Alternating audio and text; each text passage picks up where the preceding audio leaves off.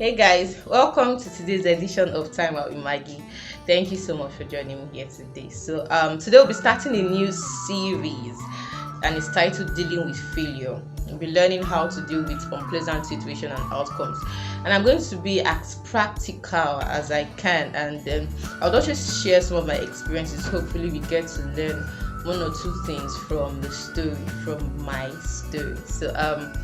I think 3 years back, is it up to 3 years? Yeah, I guess so. 3 years back, something serious actually happened to me. Something that wanted to kill my morale, something that wanted to kill my motivation, but thank God I actually pulled through. I was running a program. I was running my HND program. I was in my finals, and then I was also running a BSc program in Unilag. So I was, trying to juggle between both programs and trying to put in my best as well.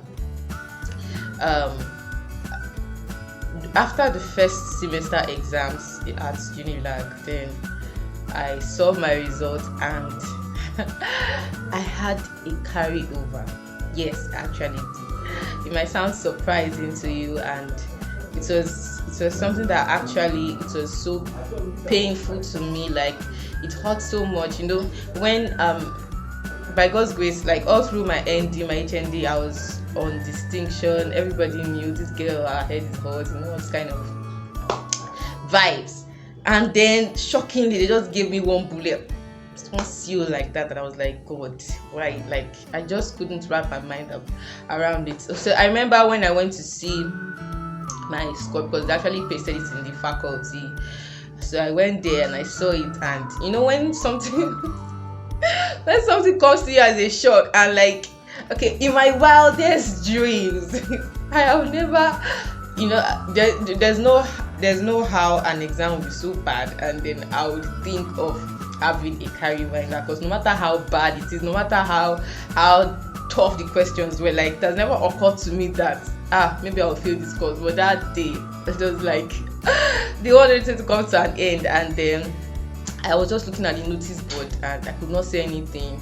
I could not do anything. I just looked, I saw it, then I started walking away. And then a friend of mine came to me and was like, Maggie, what are you going to do? To go and see the HOD or go and see the lecturer, blah, blah. I was like, oh, no need, I'll find a way. I was doing strong girl. But in my mind, I was shedding tears. So immediately I left school. I just went home straight.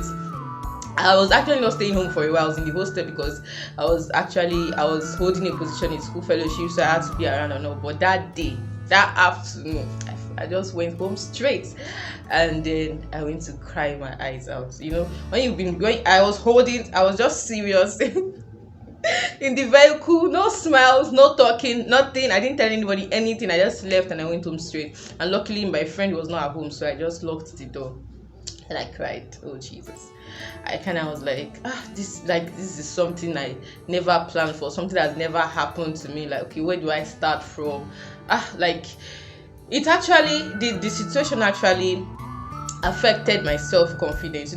I've been so confident in myself that no matter how difficult the course is, A, B, max, lowest I can get is C and all that, but a very big air for staring at me, and it actually affected my self-confidence, killed my morale. I was almost going into depression.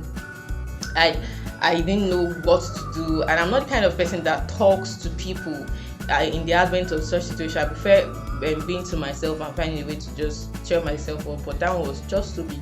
I didn't know what to do. And then I had to chat a friend up, and I told her immediately. She just rushed down home and she came to meet me, and she was like, I should not worry, that we'll find a way around it and all that. And although it didn't take away the pain immediately, but at least it's reduced. So the first key I'll be sharing with us today is that it is okay to cry. Sometimes you just have to embrace your emotions, embrace that feeling of disappointment, embrace that feeling of pain, embrace it. Sometimes you just have to cry out.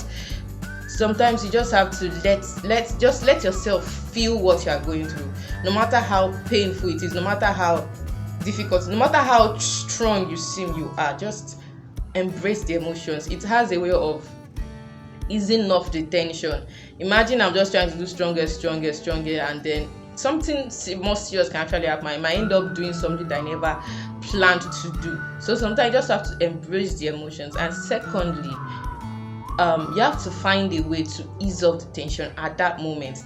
At the moment where you are getting that bad news, probably you couldn't pass an interview, or you failed an exam, or something, maybe something just unpleasant. Find a way to ease off the tension at that moment, because some people end up making drastic decisions that they never planned for. Find someone to talk to, go for a walk, take deep breaths, do something that eases off the tension. Don't give in to unhealthy habits. Some people give in to alcohol, they take drugs just because they don't want to feel the emotion, they don't want to feel the pain. Don't give in to those unhealthy means. You have to find a way to ease up the tension in a positive way. Talk to a friend, go for a walk, just take out some time alone to reflect on life.